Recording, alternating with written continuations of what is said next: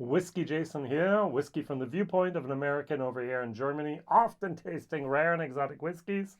I don't know if you know anything about this, but hold on, this is fabulous. All right, so this is Bushmills. We know Bushmills.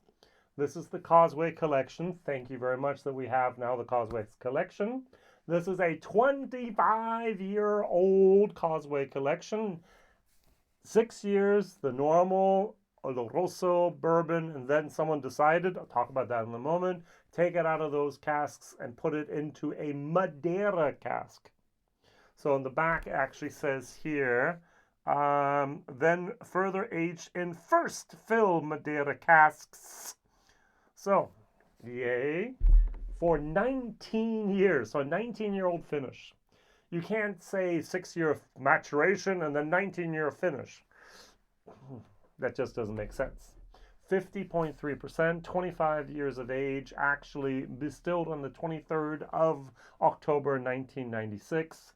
And this is Whiskybase number 220989.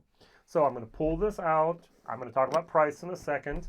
Now, the very, very first thing that actually I think is funny is the bottle. Why do I think the bottle is funny? This is the standard Bushmills bottle of yesteryear. The new Bushmill bottle, so this is the 16, the new, it looks like this.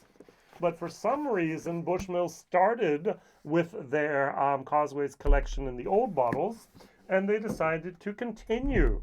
So maybe you and your location have the new bottles as well. I didn't. So this is a November 2022 Germany release. I'm not sure if it's in other countries. I've only seen it in Germany. Now, what am I going to compare it to? Oh, I haven't poured it in my glass. What am I going to compare it to? I don't know if you watched my 2020 top 10 Irish whiskeys. And it was this bottle over here. Ding, ding, ding. So, I only have a sample. Thank you, Sebastian, for giving me a sample of something I gave you. So this is, oh yeah, this is so good. This is my best Irish whiskey ever.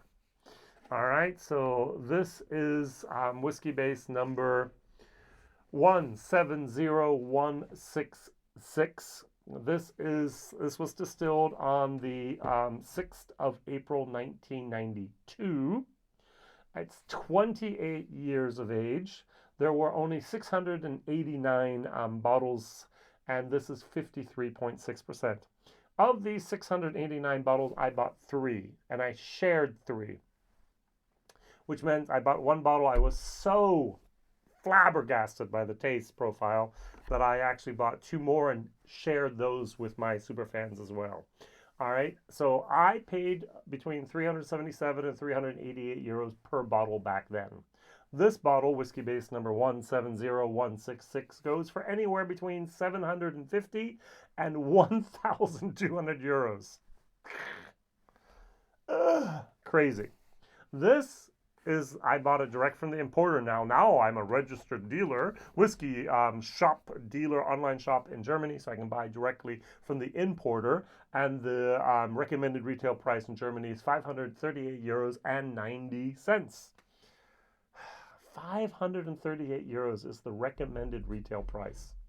So back then it was under 380 or let's say 380, and then 500 and almost 40. That's a lot of money to pay for whiskey.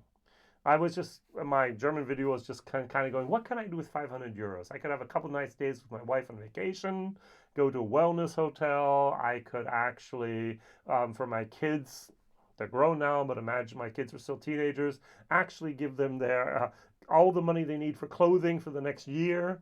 I could buy new tires for my car.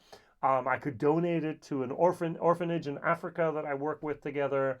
I could do a lot with 500 plus euros. And this is a bottle that I'm sharing and I'm drinking. And so, yes, I actually own 3 CL of this, and I've shared the rest. I have 1 bottle stashed away. Would love to sell that and get the money back, but we'll see if that works or not in Germany here. All right, so both of these whiskeys are masterfully, greatly made, fabulously made whiskeys. Now, this was rebottled in 2002. Now, I went a little bit of the history of Bushmills very briefly, and so we have Seagram's 1972, Irish Distillers Limited is the new owner in 1978, Pernod Ricard buys the Irish Distillers Limited in 1988, and then Diageo comes in 2005, and they get rid of it in an exchange with Jose Cuervo in Mexico in 2014. So that means that these was actually refilled, this as well, by the way, by Pernod Ricard.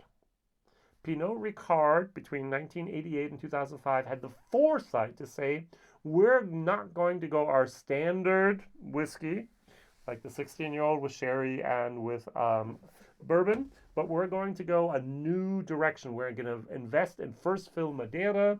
We're going to invest in first fill Marsala. We're going to invest in other things, and we're just going to let them sit.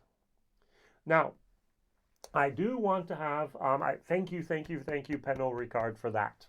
I do want to thank Diageo for not touching these casks. So they had 9 years. They could have screwed things up. Now, Diageo normally doesn't screw things up. They are very, very meticulous in the way they do things. Not the quickest, not the fastest, but they are very meticulous. And they just didn't touch the casks at all. They didn't have the idea for the Causeway Collection. That's what the Mexicans had, the Causeway Collection. And Helen Holmond used to be, Helen used to be the master blender. Now we have Alex. And these Causeway Collections, thank you very much for these Bushmills, are a privilege. We are spoiled for taste due to Bushmills. I remember just 5 years ago going, okay, good, we have the 10, yay. We have the 16, we have the 21, yay. Anything else? Not really. We have Black Bush and Red Bush and a couple other things down there, but anything really, really great, exotic? No. Now, I can't even taste all the the Causeway's Collection named after Giant's Causeway. If you're from Bushmills, just drive a couple miles further down the road, you'll be at the Causeway, Giant's Causeway, and you can go and see Scotland from there and see these wonderful octagon type things, these stone formations. Beautiful place, been there twice. You have to do it if you're in Ireland. But the thing is we have now so many different Causeway Collections for so many different countries. It's amazing that I can't even taste them all. In Ireland, you have different ones, and Hungary, you have different ones, Germany, you have different ones. I'm sure America has different ones. Even Asia have different ones. And so it's so much. It's so great. It's so wonderful. Thank you. And it's like I'm spoiled for choice now, which I definitely am. So Bushmills, you're doing a fabulous job. Thank you. Okay, we finally get to taste. Oh, first we have to nose. First of all, this is darker. The 28 is a little bit darker than the 25. So very interesting. The legs, both of these legs this is a little bit oilier, actually. Oh, by the way, I prefer the 28. I prefer the Malaga to the Madeira, but I'm going to spoil it. This is an A whiskey. This is an A+ whiskey. They're both good. It's like comparing a McLaren versus a Ferrari or a Koenigsegg or whatever you want as your supercar flavor of the year. They're both fabulous products. 10 CLs and a bottle share is 79 euros. 10 CLs here was back then 56 euros. Did I get that right with 56 or is it 65? So let's take a look here. Find Bushmills. Yes. Sorry about that. I just want to make sure I'm getting my prices halfway right. So So the Causeway Collection, that was this. So 10 CL was, yep, 56.66. Got it right. Yay. All right, so now on the nose, I'm getting, on one of my videos, and I recently said Maiacuia, which is Portuguese, which I did not know, and German for passion fruit. So I get passion fruit.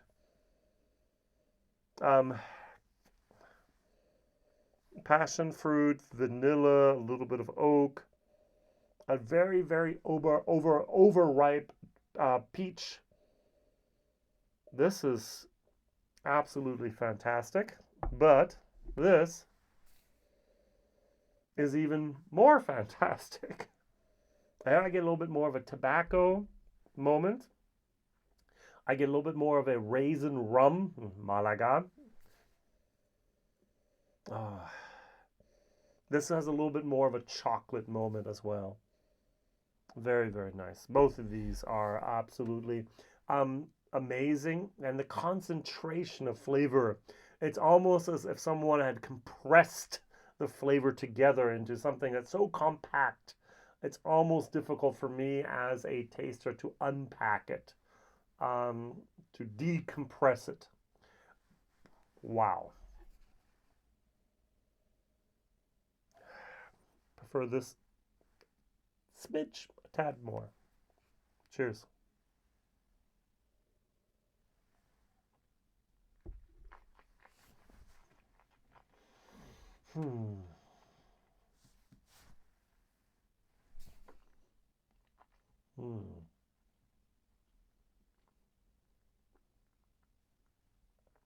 Jason, very happy.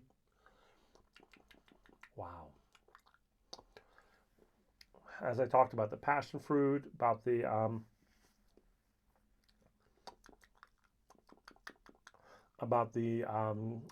peach. I think I have tasting notes here. They say, oh, look, I haven't even read this at all. Its sweet and nutty aromas are followed by rich flavors of baked peach. Got it. Brown sugar, honey, and fruitcake with a finish of warming spice and subtle oak undertones. There's so much more. There's so much more going on here than they can even put into words. This is a masterpiece of a whiskey. It's just been sitting there. It's just been soaking up the wonderful cask influence. The 50.3%. Does it say any place that it's cask strength? Yes, it does. Cask strength, non-chilled filtered. Oh, now we have different tasting notes on the front, which is interesting. This wonderful single malt has aromas of apricot, rich hazelnut, giving way to honey and fruitcake flavors, and a lingering spicy finish with subtle oak undertones. Matured first in Oloroso sherry and bourbon, then further aged for an incredible 19 years, and first fill Madeira wine casks. All right. Wow. So you get a nice box. Nice little, well, we have even more tasting notes. Let's see if it changes in again. Yes, it does change again. Look, the third tasting note on the same package, and that's different. The unique Madeira wine cask character is evident in initial notes of baked peaches, toasted almonds, new tasting note, and sticky toffee. A delicate warming spice develops throughout the flavor journey, balanced by sweet honey and caramelized brown sugar notes, giving way to rich raisin fruitcake. The finish is long and lingering. The finish presents in a warming spice with delicate toasted oak undertones. Alex Thomas, Master Blender. I've never had a bottle with 3 distinctly different tasting notes on the package. Well done, or confusingly done there, Bushmills. Oh, it's still lingering. It's still there. Very, very, very nice. Wonderful. As I said, I'm giving it an A. Now, the elephant in the room is the price. 540 euros, basically. I've tried to mention this before, do not believe that a bottle of whiskey should cost that much. I'm not willing to open it. They priced this whiskey out of my category. If I did not have my fans that do the bottle shares with me, I would not have ever bought this bottle. All right, so that's the thing that I'm thankful for and looking forward to doing in the future, getting expensive bottles here and be able to share them with those fans. However, there are people out there that would say that price is, for the market today, fair. If you look at the secondary prices for this, 750 up to 1200, the 540s, fair. That's what the price for these types of bottles are, unfortunately. Now, is that targeted towards me? No. Is it targeted towards you? Probably not. Now, the good thing about Causeway Collection is last year I tried a cuvee that was actually from sparkling wine casks.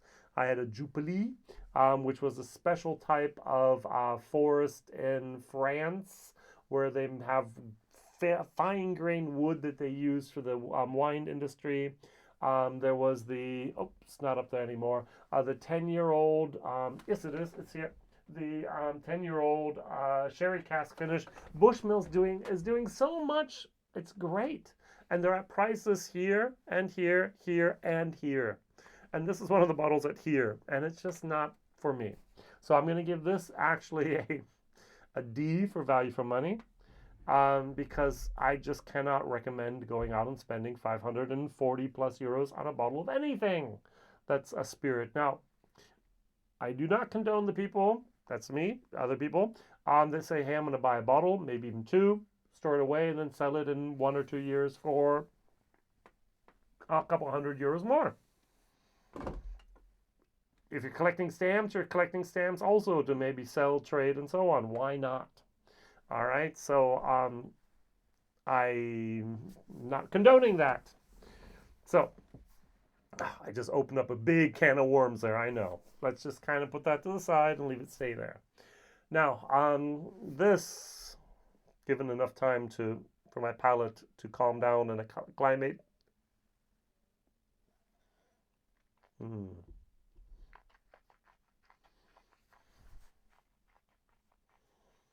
Mm.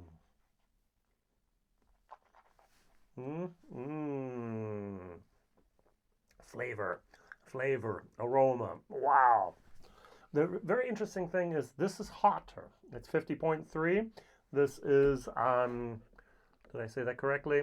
50.3, and this is over here are 53.6. It's tick older, but it's much less of a bite that I had with the alcohol over here. There's more of a wood, no wood. There's more of a leather moment going on here. There's more dark chocolate going on here.